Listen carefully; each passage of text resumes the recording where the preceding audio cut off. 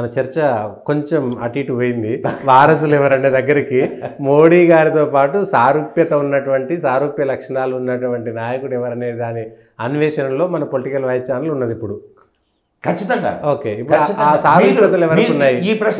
నేను పేరు చెప్తున్నా. శివరాజ్ సింగ్ చౌహాన్, గడ్కరీ, వసుంధరా రాజే, ప్లస్ ఆయన సింగ్, ఛత్తీస్గఢ్ రమణ్ సింగ్, ప్లస్ హిమంత బిశ్వ శర్మ, సర్బానంద్, అంటే వీళ్ళంతా ముఖ్యమంత్రులుగా పనిచేసినటువంటి అనుభవం ఉన్నటువంటి నాయకులు. యడ్యూరప్ప ముఖ్యమంత్రి చేశాడు కానీ వయసు అయిపోయింది. ఉంటే బొమ్మాయి, మొన్నటిదాకా ఎస్ఆర్ బొమ్మాయి, బసవరాజ్ బొమ్మాయి, బొమ్మాయి, ఈ 6-7 మంది ముఖ్యమంత్రులుగా పనిచేశారు. అంటే క్రైటీరియా ముఖ్యమంత్రి అయ్యి ఉంటే బాగుంటుంది అనేటువంటిది మీరు చెప్పిన మొదటిది. సో ఇంతమంది ఉన్నాయి. మిగిలినటువంటి దాంట్లో ఇంకొకటి, ఇప్పుడు ఇది ప్రశ్న మీకే వేస్తాను. మీరు ఇంతమంది పేర్లు చెప్పారు కానీ ఇంకొకరి పేరు చెప్పాల. పుష్కర్ సింగ్ ధామే, యోగి ఆదిత్యనాథ్, రైట్. సో మీరు ఇప్పుడు ఒక ప్రశ్న మీకే ఏంటంటే, ఆఫ్ కోర్స్ మీరు యాంకర్ కావచ్చు, చర్చ అంటే బాగుంటుంది కూడా.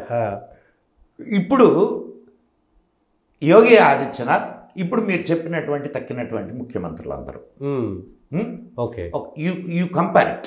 Okay, who has good qualities and good administrative skills, and ఇంకొకటి ఏ స్వార్థము లేనటువంటి అనేది అండర్లైన్ చేసుకోండి. ఓకే, ఎవరున్నారు చెప్పండి నాకు. స్వార్థం, కుటుంబం ఉంటే స్వార్థం ఉంటుంది.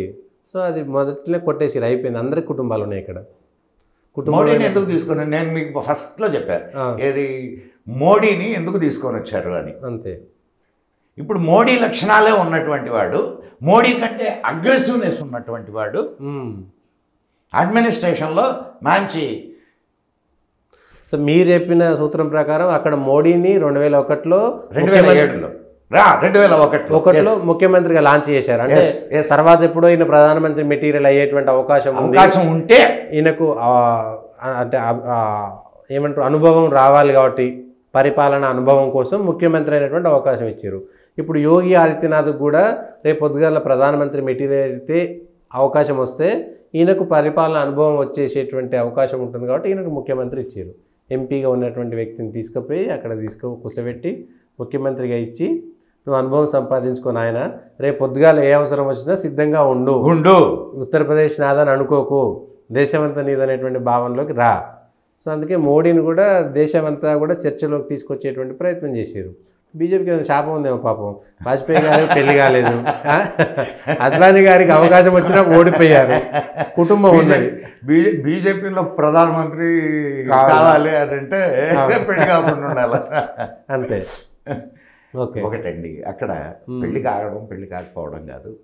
సంఘలో మీరు కానీ గమనిస్తే ప్రచారకులు వీళ్ళందరూ కూడా జీవితాలని ధారపోసినటువంటి వాళ్ళు, కానీ అందరికీ అన్ని స్కిల్స్ ఉంటాయండి.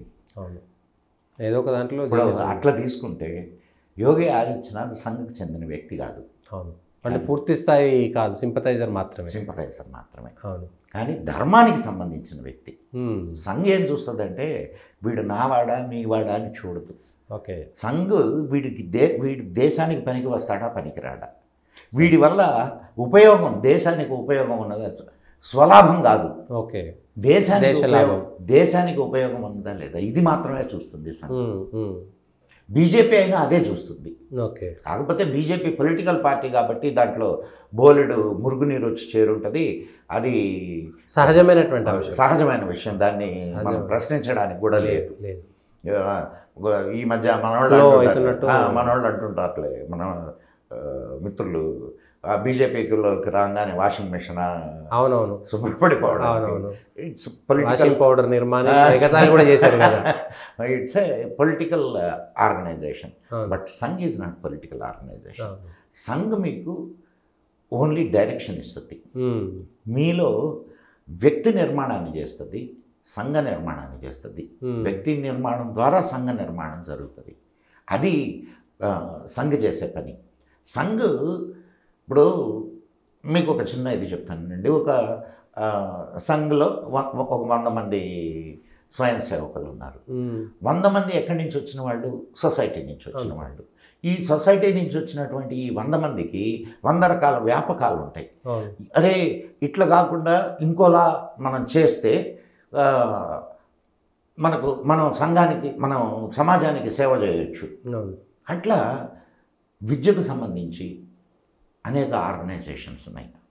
ఇది సరస్వతి శిశు మందిర్ కానీ ఏకలవ్య ఇవన్నీ కూడా చాలా ఆర్గనైజేషన్స్ ఉన్నాయి. అట్లనే ఇప్పుడు పొలిటికల్కి సంబంధించి ఏబీవీపీ లాగా అక్కడ వాళ్ళకున్నది.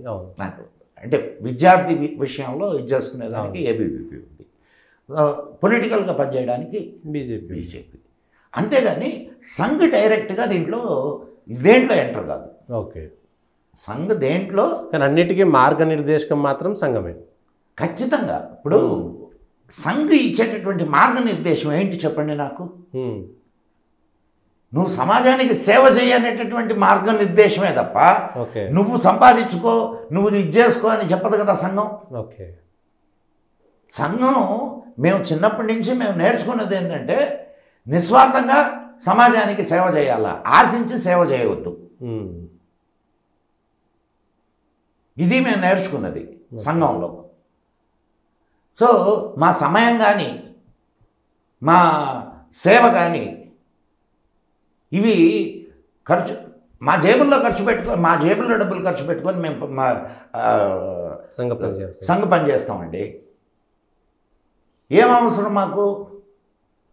కారణం ఏంటంటే ఈ సమాజం నాది, ఈ దేశం నాది అనేటటువంటి తత్వాన్ని మాకు సంఘం చిన్నప్పటి నుంచి నేర్పించింది.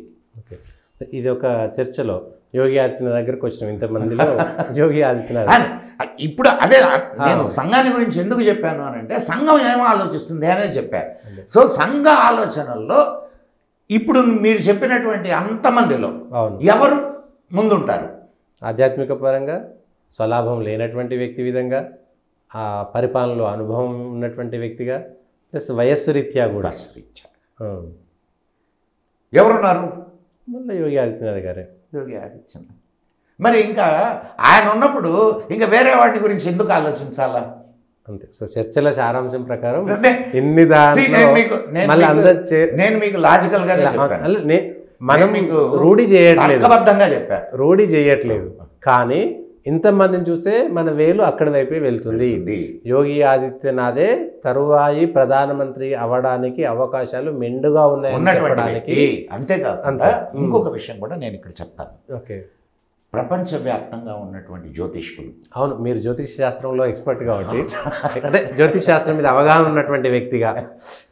అవును, నా జ్యోతిష్యాన్ని గురించి నేను అఫ్కోర్స్ మీకు ఒక అనుభవం ఉంది, నాకు తెలుసు. నేను నా జ్యోతిష్యాన్ని గురించి నేను మాట్లాడను. ప్రపంచవ్యాప్తంగా ఉన్న పేరెన్నిక కన్నా జ్యోతిష్కులు అందరూ Yogi Adityanath he's going to be the prime minister of India అని చెప్పారు. ఓకే, నేను ఆధ్యాత్మిక పరంగా చెప్తున్నాను. ఇంకా ఇప్పుడు ఇంకొక ఆస్పెక్ట్ని మనం కానీ గమనిస్తే ఎవడు వస్తే బెటర్, ప్రపంచవ్యాప్తంగా ఒక కాషాయం కట్టుకున్నటువంటి వాడు ఈ దేశ ప్రధాని అయితే ప్రపంచంలో ధర్మం యొక్క, హిందూ ధర్మం యొక్క, సనాతన ధర్మం యొక్క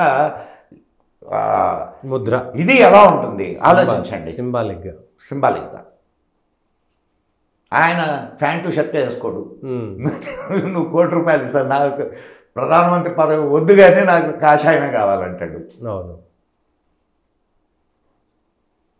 సో రాబోయేటటువంటి రోజుల్లో చాలా ప్రపంచవ్యాప్తంగా చాలా మార్పులు జరిగేటటువంటి అవకాశం